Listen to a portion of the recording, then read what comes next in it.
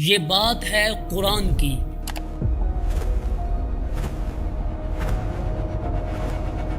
یہ بات ہے اس شخص کی جس نے آدم علیہ السلام کا دل چیر کے رکھ دیا۔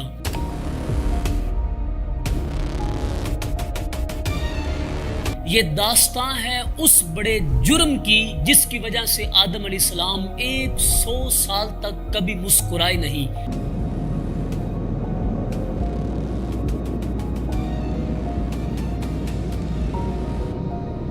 جی ہاں، یہ بات ہے حضرت آدم علیہ السلام کے بڑے بیٹے قابیل کی اپنے چھوٹے بھائی حابیل علیہ السلام کو قتل کرنے کی۔ فطوعت له نفسه قتل أخيه فقتله فأصبح من الخاسرين۔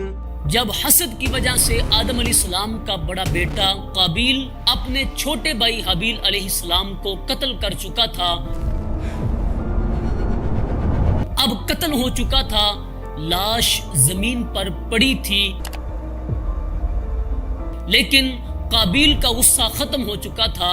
اب قابیل اپنے بھائی کی لاش کے پاس ڈرا ہوا سہما ہوا کھڑا تھا۔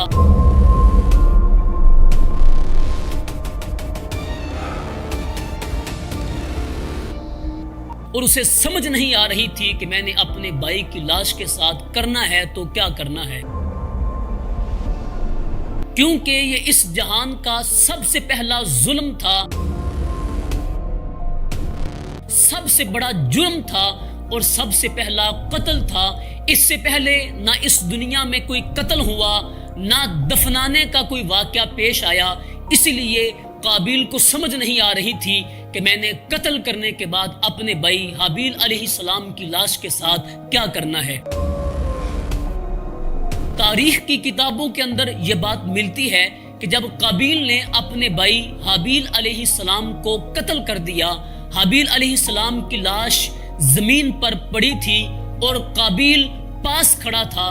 جب پرندوں نے حابیل علیہ السلام کی لاش کو نقصان پہنچانا چاہا تو قابیل نے اپنے بھائی حابیل علیہ السلام کی لاش کو ایک بڑے تھیلے کے اندر بند کر دیا۔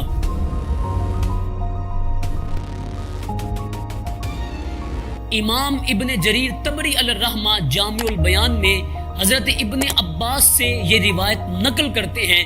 جناب سیدنا ابن عباس فرماتے ہیں کہ قابیل 40 دنوں تک یا 1 سال تک مسلسل اپنے بھائی حابیل علیہ السلام کی لاش کو اپنے کندھوں پر اٹھا کے پھرتا رہا۔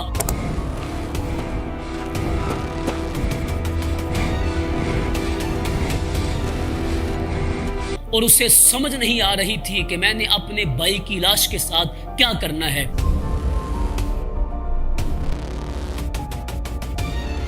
پھر اس فلسفے کو اللہ نے قرآن مجید سورۃ المائدہ آیت نمبر 31 میں بیان کیا کہ ایک روز قابیل اپنے بھائی حابیل علیہ السلام کی لاش کو لیے بیٹھا تھا۔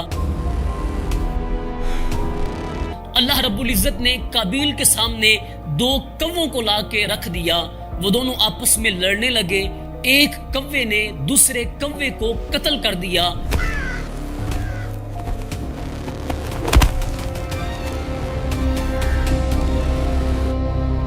پھر اس نے اپنی چونچ اور اپنے پنجوں کے ساتھ زمین کو کوریدا، گڑھا کھودا اور اس نے اپنے ساتھی کوے کو اس کے اندر دفن کر دیا۔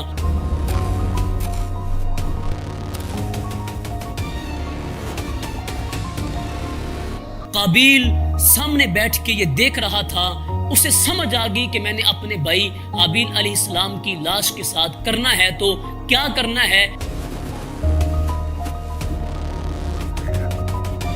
پھر اس نے اسی انداز میں گڑھا کھودا اور اس کے اندر اپنے بھائی کو دفن کر دیا۔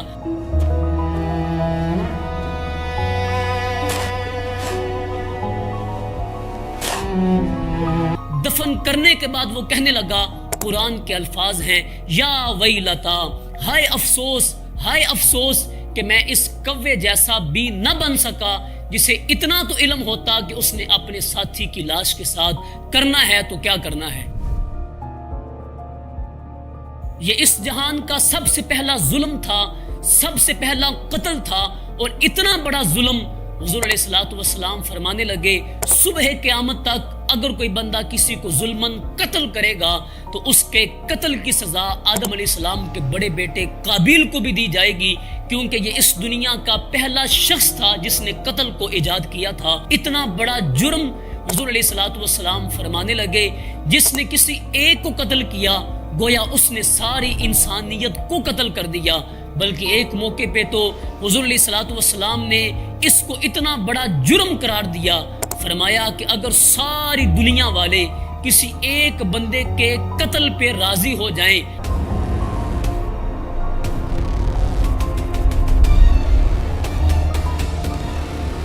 اللہ کو کوئی پرواہ نہیں ہے، اللہ ساری انسانیت کو اٹھا کے جہنم کے اندر پھینک دے گا۔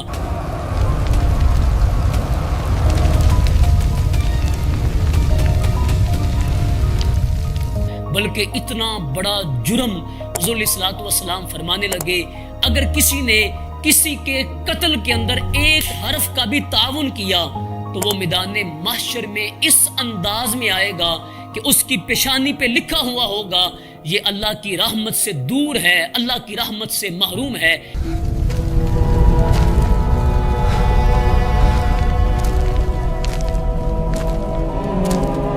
اسلام امن کا درس دیتا ہے،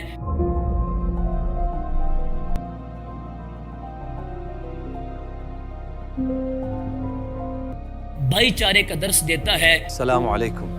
May Allah bless you, brother. وعلیکم السلام. حسد سے بچنے کی تلقین کرتا ہے تاکہ محبت کی فضا قائم رہے، بھائی چارہ قائم رہے۔ اسی کے ساتھ اجازت دیجیے، اللہ میرا اور آپ کا حامی و ناصر ہو۔ والسلام۔